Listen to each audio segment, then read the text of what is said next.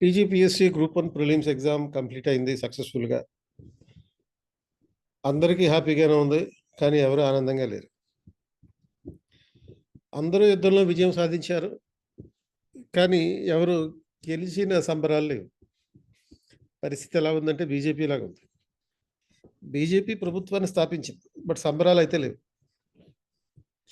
So ఈ exam నుంచి మనం అర్థం చేసుకోవాల్సిన 6 కీ టేక్అవేస్ అంటే మనం ఏం నేర్చుకోవచ్చు, తర్వాత ఏం చేయాలి.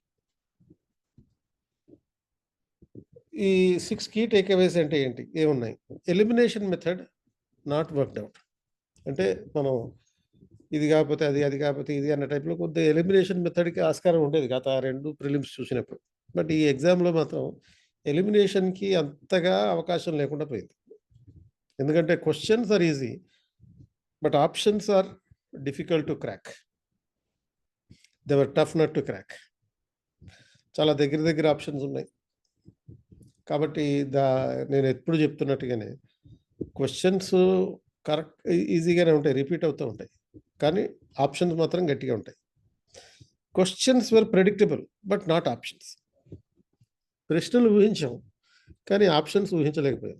ఎందుకనంటే క్వశ్చన్స్లో మనకి తెలిసిన బ్రాడర్ ఏరియాసే ఉన్నాయి, బట్ ఆప్షన్స్లో మైక్రో థీమ్స్ ఇచ్చారు.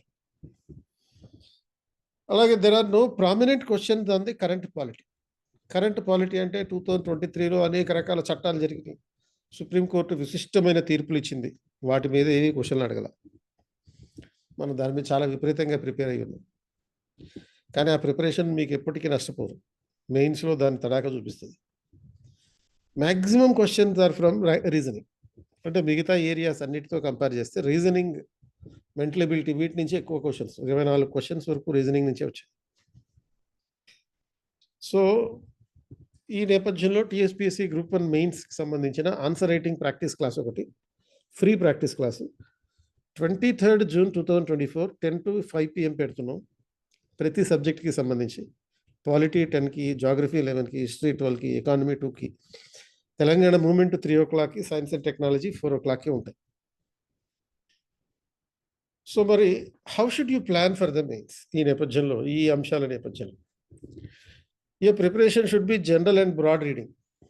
అంటే ఒక ఓవరాల్గా ప్రతి అంశాన్ని తీసుకుని, అంటే ఇప్పుడు ఇండస్ వ్యాలీ సివిలైజేషన్ ఉందనుకోండి, ఇండస్ వ్యాలీ సివిలైజేషన్ మరి డెప్త్కి వెళ్ళిపోవాల్సిన అవసరం లేకుండా బ్రాడ్ ఏరియాస్ని టచ్ చేసుకుంటూ ఓవరాల్గా, ఎందుకంటే డెప్త్ రీడింగ్ అనేది మీరు ప్రిలిమ్స్లో ఇచ్చేసారు.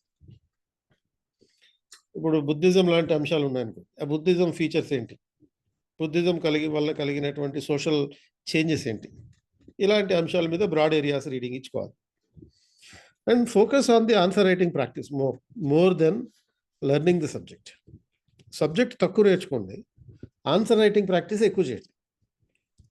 తర్వాత ఈ కరెంట్ ఓరియంటెడ్ కాంటెంపరీ ఇష్యూస్ ఏవైతే ఉన్నాయో వాటి మీద కొంచెం ఫోకస్ పెట్టండి. వాటిని ఆధారంగా చేసుకుని క్వశ్చన్ దిగొచ్చు. అంటే మీరు ప్రాక్టీస్ చేసేటప్పుడు కూడా మినిమం ఒక 150 క్వశ్చన్ ప్రాక్టీస్ చేయండి. Answer writing paper 2 to 6 150 questions మీరు ప్రాక్టీస్ చేయగలిగితే సరిపోతుంది. అండ్ జనరల్ ఎస్సే ఒక 40 టాపిక్స్ ప్రిపేర్ అవ్వండి. సో ఇలా ప్రిపేర్ అయితే మీ ప్రిపరేషన్ పర్ఫెక్ట్గా ఉంటుంది మెయిన్స్ కోసం. మీకు కనుక ఒక 60-65 మార్కులు వస్తుంటే ప్రిలిమ్స్లో కట్ ఆఫ్ ఆధారంగా మీరు ప్రిపరేషన్ మొదలు పెట్టేయచ్చు.